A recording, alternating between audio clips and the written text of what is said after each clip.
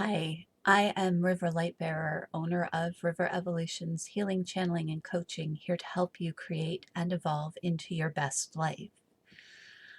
I wanted to talk today about energetic shielding, which might sound kind of weird and out there to some of you, but it's a really important skill and tool to use, particularly if you're someone who is very empathic or sensitive to other people's moods and other people's emotions and behaviors.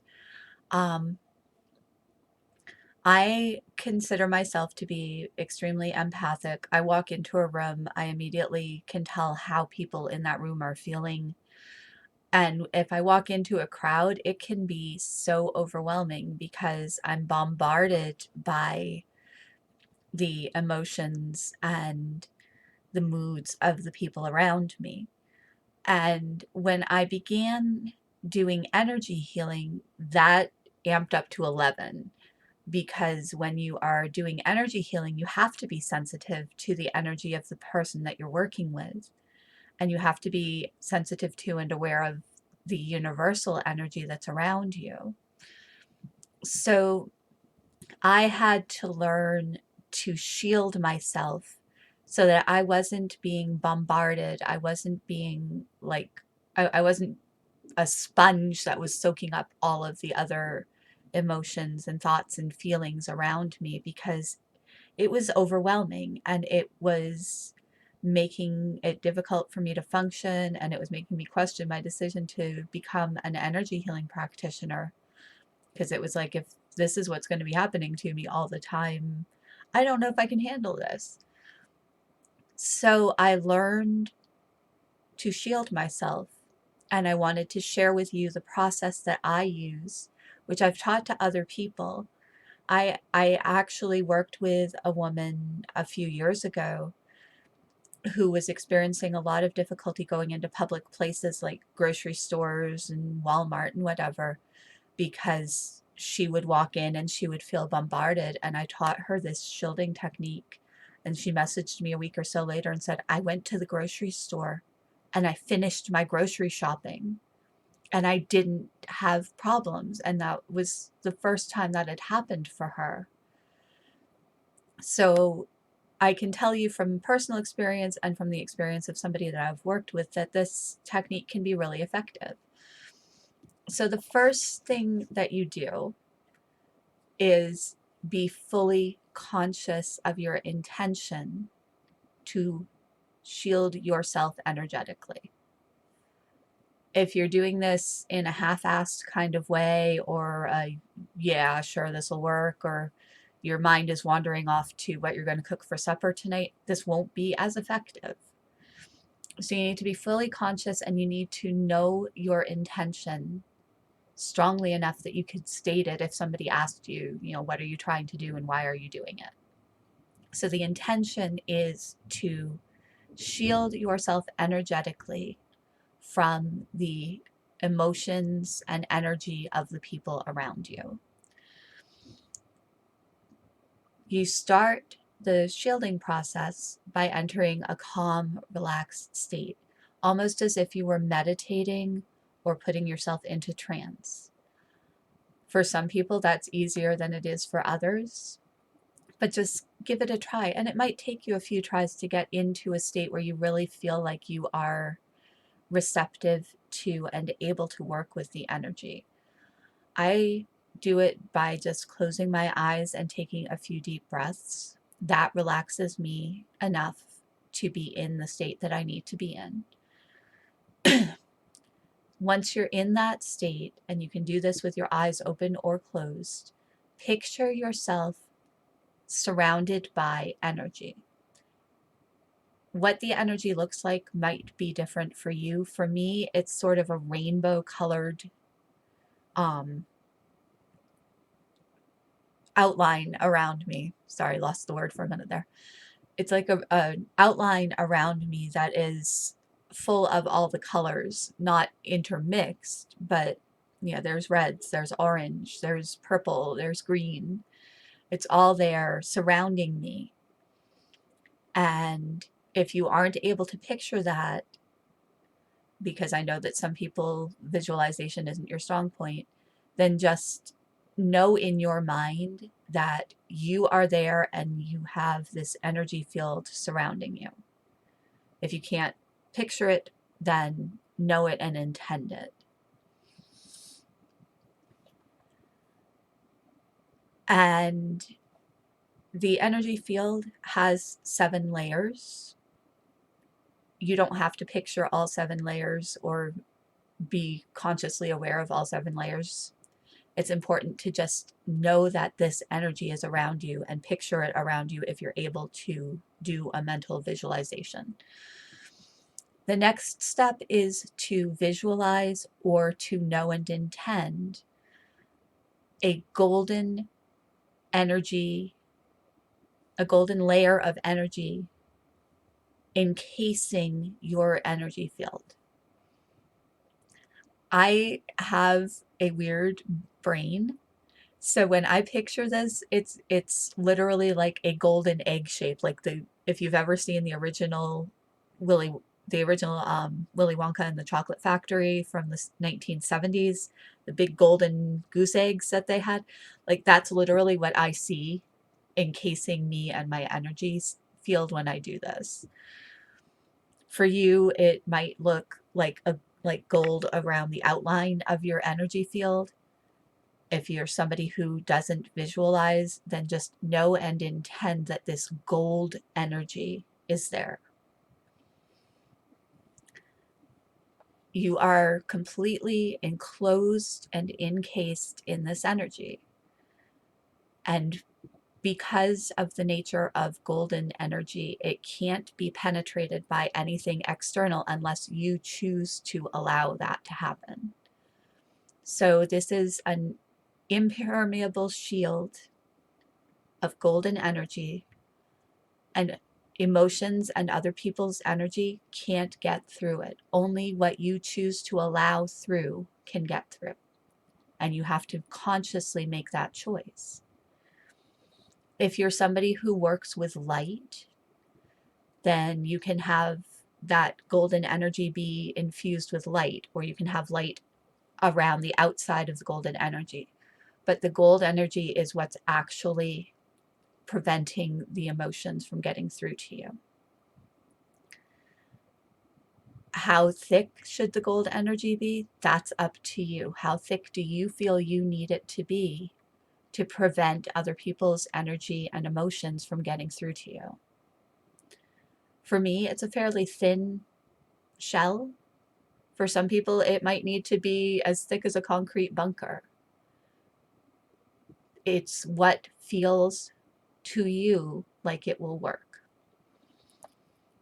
Now hold for several minutes. Once you have this in place in your mind, you've got your body, your energy field, and the golden energy encasing your energy field with light if you choose to work with light.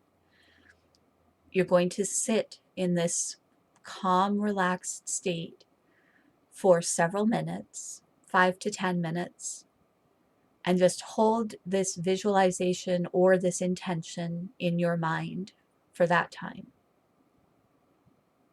If your mind wanders off, that's okay. Just bring it back to this visualization or intention. This isn't about judging whether you can hold on to it for 5 to 10 minutes. I can't always. Sometimes my mind wanders off to what I'm going to buy at the grocery store. And I just say, brain, hold that thought. I'm doing this other thing. Let's get back to it. And so for 5 to 10 minutes, I hold the visualization in my mind. Again, if you are somebody who struggles with mental visualization, just hold the knowledge and intention that this is there. And as through the several minutes that you're doing this, that gold energy is fusing with your energy. It's becoming part of your energy system.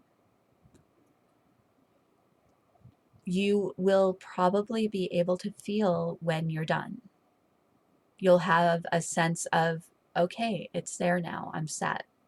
Or you might even hear a voice in your mind saying, we're finished, especially if you're somebody who works with your guides.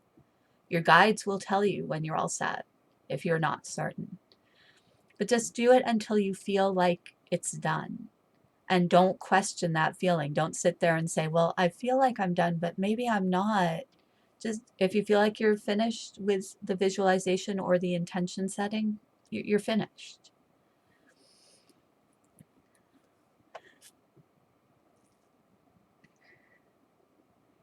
You may or may not be able to feel that energy around you afterwards, but whether you can feel it or not, it is there. You have put it there. You've put it there through the power of your visualization or through the power of your intention, or both. You might be working with both. And once it's there, you are very likely to still be able to sense other people's emotions and energy, but you're not going to be bombarded. You're not going to be sucked into their energy and emotions. You're just going to be aware of those emotions and energy. So this isn't a thing to completely shut it out. You're not cutting yourself off entirely. I can still walk into a room and know what the people in there are feeling, but it's not bombarding me and it's not affecting me. You may, and again, you're very likely to need to do this periodically. It's a thing, it's there, it's permanently there, but sometimes it'll slip a little bit, especially if you start wanting, whether you're conscious of wanting it or not, but start wanting to feel those emotions and energy from other people. The brain and the ego are tricky things, and sometimes you aren't aware that part of you actually wants that. So over time, if you start feeling bombarded again, just do this technique again. It's not something that you can only do once. You can do it as often as you need to. You can do it for as long as you need to. Again, I find that 5 to 10 minutes works for me. You might need to try it for longer to feel like it's ready. You might need to do it for less time. A lot of the things that I teach and a lot of the things that I do with my clients is partly here's how it works for me, here's how it might work for you, but it's also how it works for you is how it works for you. I can't tell you how it will definitely work for you or how it should work for you because, first of all, I don't believe in the word should. I can tell you how it might work for you, but that doesn't mean that you're wrong if it works differently.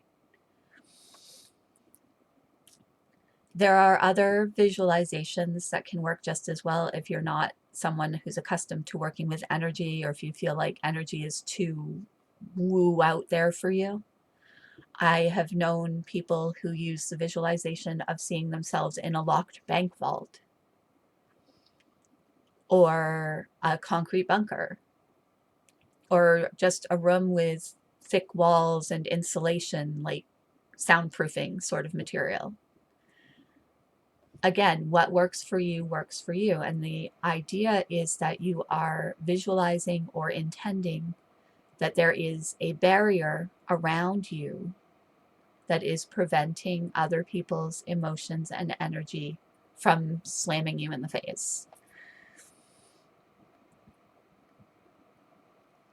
Whatever you use, whether you're using the energy visualization or you're in a bank vault or you're in a soundproofed room, the point is that you are putting the intention and putting the energy into creating a shield that will prevent the full strength and impact from other people's emotions and energy from affecting you. This is especially important if you are somebody who practices healing, whether it's energy healing or if you're a counselor or a therapist, if you're a doctor or nurse. Somebody who's in a healing profession really tends to take can really tend, not always, but can really tend to take on the emotions and the energy of the people that they work with and the people that they help. And sometimes we mistake that for helping. Sometimes we mistake taking on other people's stuff for helping them get rid of the stuff. But we're not, because not only are we not taking it away from them, but we're taking it on to ourselves, and then we're making things worse for ourselves. So this shielding technique, however you choose to use it, will be of benefit to you, because if you're taking on somebody else's stuff, you're not truly healing them. You're just giving yourself more stuff.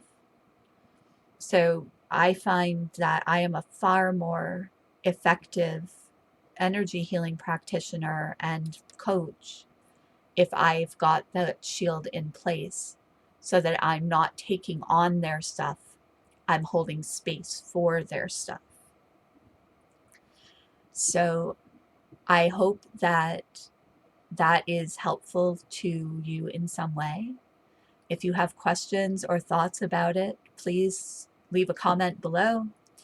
If you are interested in seeing more of these videos, I would love it if you subscribe to the channel. My intention is to put up a new video once a week. I've been uploading them on Thursdays with suggestions and tips and thoughts about creating your best life and growing into that life. And a lot of this is from my own personal journey. I am on a healing journey from abuse and trauma. I am creating my best life, and I want to share with you what has worked for me, because it might work for you. So that's it for this time. Again, if you have questions, comments, thoughts, drop them below. I will respond, and I will be back next week. Meanwhile, take care.